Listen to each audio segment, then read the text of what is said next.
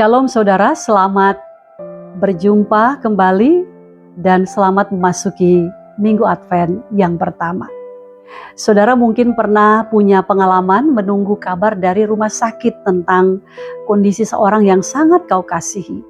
Detik demi detik terasa menegangkan. Setiap bunyi telepon membuat jantung seperti berdegup lebih kencang. Ada orang yang menunggu di ruang ICU, menatap jam, berharap ada kabar baik, namun hanya ada ketidakpastian dan kecemasan. Itulah penantian yang membuat hati gemetar, atau saat menunggu hasil ujian yang menentukan masa depan anak saudara. Maka setiap langkah terasa begitu berat, setiap menit seperti berjam-jam. Seorang siswa membuka amplop berisi nilai ujian untuk masuk ke perguruan tinggi, harapan dan ketakutan bercampur menjadi satu. Apakah jawaban atas penantian itu? Pernah ada seorang nelayan yang terjebak badai di tengah laut. Gelombang begitu tinggi saudara, menghantam perahunya.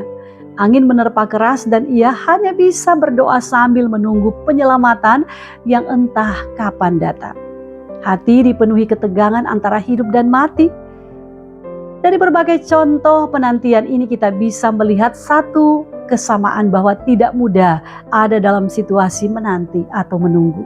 Bahkan ada yang mengatakan bahwa pekerjaan yang paling membosankan sebenarnya adalah menunggu atau menanti. Saudara, di dunia nyata penantian juga hadir dalam bentuk keluarga yang misalnya menunggu kabar anggota keluarga yang hilang.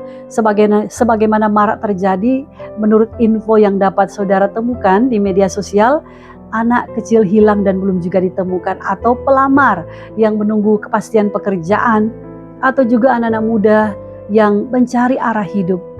Ada orang sakit yang menunggu kesembuhan, hingga mereka yang mendambakan perdamaian di tengah ketidakadilan sosial dan perang yang masih berlanjut. Semua saudara mengalami ketidakpastian, kecemasan, takut, dan bisa jadi putus asa. Semua kisah penantian ini yang menegangkan hingga menimbulkan pertanyaan saudara yang jelas dan sangat mendesak. Bagaimana saya dapat menjalani penantian ini? Bagaimana saya bisa tetap percaya ketika jawaban belum juga datang? Atau sampai kapan saya harus bersabar dan menunggu? Saudara, setelah kita melihat begitu banyak wajah penantian dalam hidup kita, kita diajak untuk menoleh ke kisah umat Yehuda. Karena apa yang mereka alami sangat dekat dengan apa yang kita rasakan hari ini. Mereka pun hidup dalam pusaran ketidakpastian yang mencekam. Dan di tengah situasi itu mereka begitu merindukan seorang pemimpin yang bijaksana dan benar, yang mampu menegakkan keadilan dan membawa mereka kepada kedamaian dan memulihkan hidup yang sudah tercerai-berai. Mereka menantikan seorang raja bijaksana dan benar yang tidak pernah gagal menepati janjinya dan yang datang tepat pada waktunya. Penantian itu bukan penantian yang tenang tentu saudara, melainkan setiap hari semakin menambah ketegangan di hati mereka. Ibarat perahu kecil yang menunggu pertolongan sementara badai terus mengamuk. Namun justru dalam badai itulah janji Allah terbit paling terang, membuka pintu bagi mereka untuk mengenal damai sejati yang hanya dapat diberikan oleh Raja yang bijaksana dan benar itu. Saudara, inilah nubuat Yeremia. Nubuat ini lahir di masa krisis, terutama pada masa pemerintahan Raja Yoyakim dan kemudian Sedekia. Kedua raja ini menjadi simbol kegagalan kepemimpinan Yehuda. Yoyakim memimpin dengan kekerasan, keangkuhan, dan penolakan terhadap firman Tuhan. Lalu Sedekia meski tidak sejahat Yoyakim, dia memimpin dengan ketakutan dan kelemahan moral sehingga tidak mampu menuntun bangsa kembali kepada Tuhan. Dan tahukah kita, bukan hanya pemimpin kerajaan yang gagal, tetapi imam dan nabi gagal memelihara umat. Mereka bukan hanya membiarkan umat tersesat, tetapi justru menuntun mereka kepada hidup yang jahat. Karena kegagalan para gembala itulah bangsa tercerai-berai, kehilangan arah iman, dan tidak ada keamanan. Allah menegur dengan keras, celakalah para gembala yang membiarkan kambing dombaku hilang dan terserak. Saudara, ada kata celaka Ini adalah seruan murka Tuhan sekaligus peringatan yang menggugah kesadaran tanda betapa seriusnya dosa kelalaian pemimpin di waktu itu. Dan kambing domba melambangkan umat Tuhan yang tercerai-berai, kehilangan arah dan hidup dalam ketidakpastian. Tuhan tegaskan lagi, kamu telah membiarkan kambing dombaku terserak dan tercerai-berai, dan kamu tidak menjaganya. Saudara, akibat kepemimpinan yang rusak, umat kehilangan perlindungan. Hidup di dalam kekacauan sosial dan iman mereka, saudara, menjadi rapuh. Ini menimbulkan betapa kebutuhan yang sangat mendesak bahwa mereka perlu seorang raja yang bijaksana dan benar. Saudara, kegagalan para raja itu membangkitkan pertanyaan, siapa yang dapat mampu membawa keadilan? Siapa yang dapat menghadirkan damai? Siapa yang sanggup menyatukan kembali hidup umat yang tercerai-berai? Jawabannya jelas bahwa pemimpin manusia terbukti terbatas. Raja imam gagal. Yang mereka butuhkan adalah pemimpin ilahi, raja sempurna, bijaksana dan benar. Karena itu Yeremia menyampaikan janji Tuhan, sesungguhnya waktunya akan datang, aku akan menumbuhkan tunas yang adil bagi Daud. Ia akan memerintah sebagai raja yang bijaksana dan melakukan keadilan dan kebenaran di negeri. Saudara, dalam janji ini terlihat 3 kebutuhan terdalam umat yang hanya dapat dipenuhi oleh sang raja sejati. Pertama, pemulihan umat yang sudah tercerai-berai. Kedua, kepemimpinan yang setia dan adil. Dan ketiga, damai dan pengharapan yang nyata. Saudara, bukankah kerinduan akan pemimpin yang dijanjikan Tuhan itu adalah kerinduan setiap manusia di setiap tempat dan di setiap zaman? Bukan hanya umat Yehuda di zaman Yeremia, melainkan setiap masyarakat di negara manapun selalu membutuhkan pemimpin bijaksana yang dapat menegakkan kebenaran dan yang benar-benar peduli pada rakyatnya. Jika kita membuka mata terhadap keadaan dunia saat ini, kita dapat melihat betapa mendesaknya kebutuhan itu. Ada saudara negara yang dilanda krisis kepemimpinan dan ketidakadilan. Banyak yang masih hidup di dalam ketakutan, hukum diperdagangkan, dan mereka yang miskin serta lemah menjadi korban yang hampir dibenamkan rintihan deritanya. Ada bangsa-bangsa yang terkoyak oleh konflik sosial dan politik, perbedaan etnis, agama, dan kepentingan yang membuat sesama itu saling mencurigai. Ketika intoleransi tumbuh, saudara, dan paham radikalisme telah menyusup di dalam kehidupan masyarakat, maka batas antara kecurigaan dan permusuhan menjadi semakin tipis. Tanpa pemimpin yang bijaksana, konflik mudah meledak dan damai menjadi mimpi, saudara, yang semakin jauh.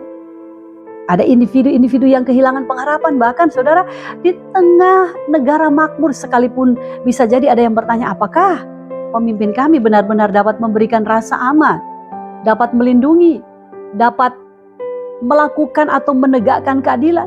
Bahkan di dalam gereja pun saudara tidak selalu mudah menemukan pemimpin yang benar-benar mempunyai motivasi suci dan menjadi teladan. Ada banyak pemimpin rohani yang menjadi berkat besar dan menuntun umat makin dekat pada Tuhan. Namun ada juga saudara yang ketika kehilangan integritas justru melukai, membingungkan umat, bahkan memecah umat. Dan kekecewaan semacam ini sering jauh lebih menyakitkan karena telah menyentuh hati, inti iman dan kepercayaan. Dan menariknya saudara, sejarah pun menunjukkan betapa besar pengaruh seorang pemimpin baik dalam negara maupun di dalam gereja. Pemimpin yang benar membawa kehidupan, tetapi pemimpin yang salah dapat menyeret seluruh umat masuk ke dalam kegelapan. Sejarah dunia adalah saksi bahwa ketika pemimpin jahat memerintah, maka bangsanya diantar kepada hidup menderita. Lihat Adolf Hitler yang dengan kebenciannya menyeret dunia ke dalam perang, merenggut jutaan nyawa.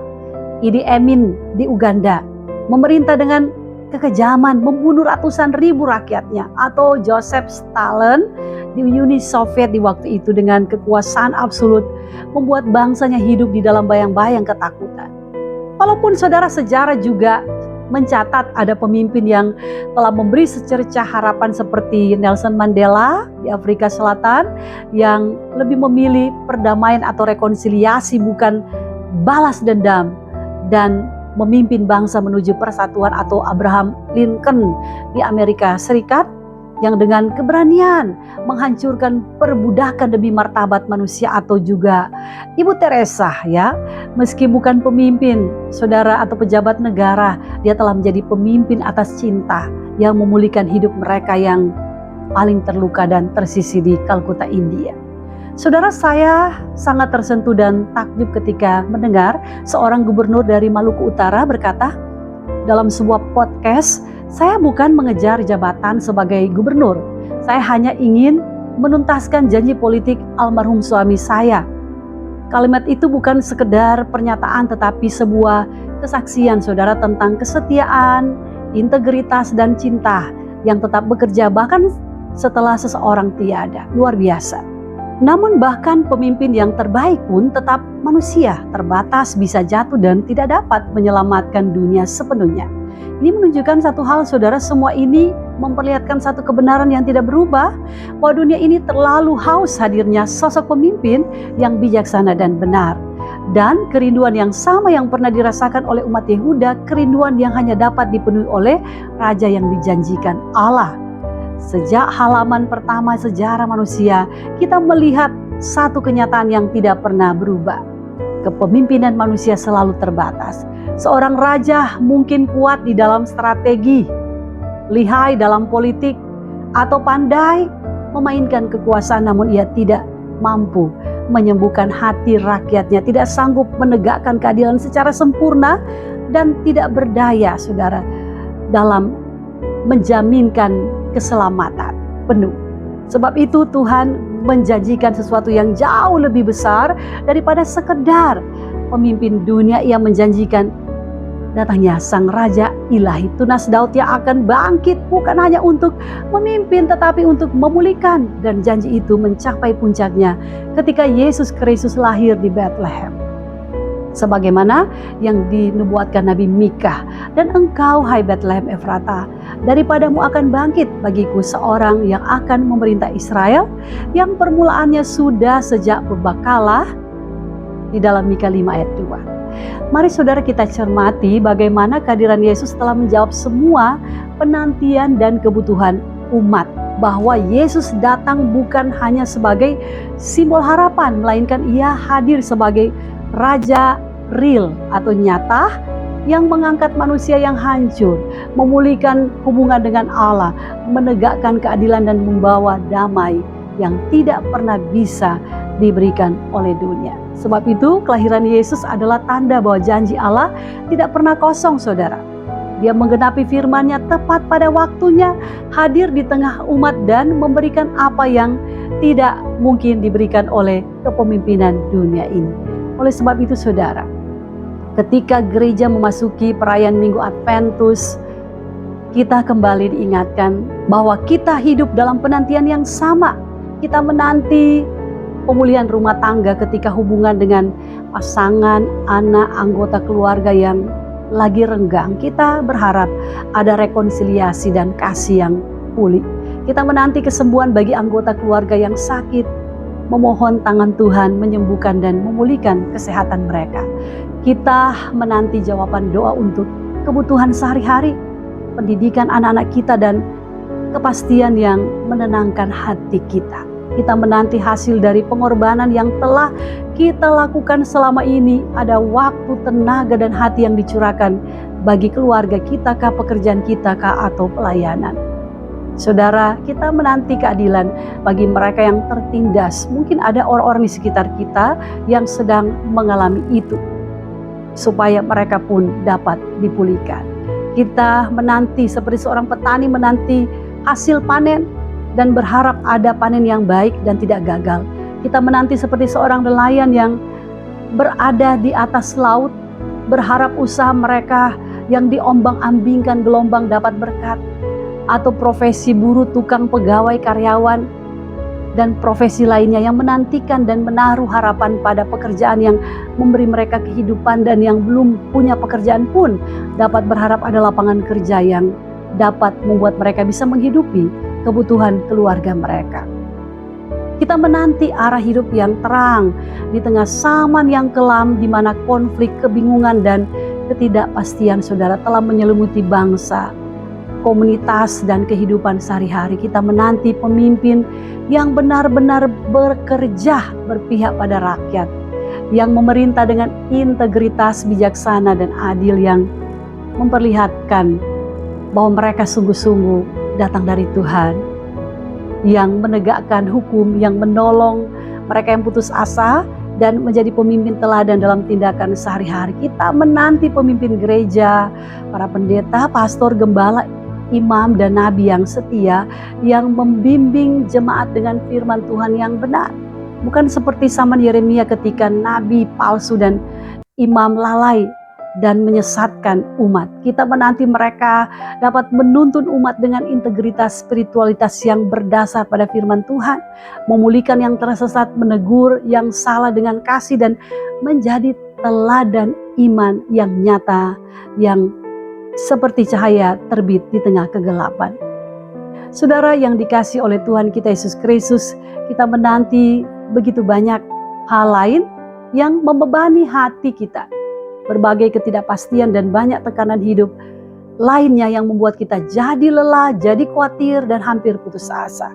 Jika hidup adalah penantian, di sanalah saudara karakter dibentuk, iman dimurnikan, dan janji Tuhan dinyatakan. Sebab Advent mengajarkan bahwa penantian bukan tanda Allah itu terlambat, melainkan tanda bahwa Ia sedang mengerjakan sesuatu di dalam diri kita. Karena itu kita diajak bukan hanya menunggu, tetapi menunggu dengan sikap yang benar. Berpeganglah pada firman, lalu kemudian selalu ada saat untuk bersaat teduh, berdoa saudara.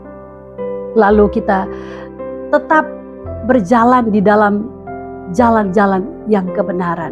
Jadilah pembawa damai saudara di mana saja, dan doakan pemimpin-pemimpin kita agar mereka diberikan hati yang terus disentuh oleh Tuhan, dan berusahalah untuk memelihara perdamaian dengan orang lain dan menghindari diri dari segala kekacauan.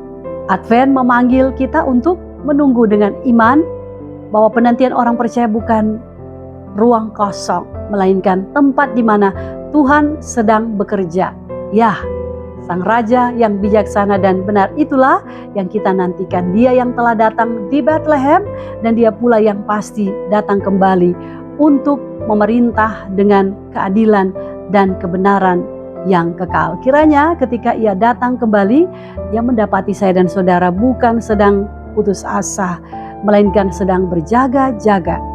Bukan sedang menyerah, melainkan tetap berpengharapan.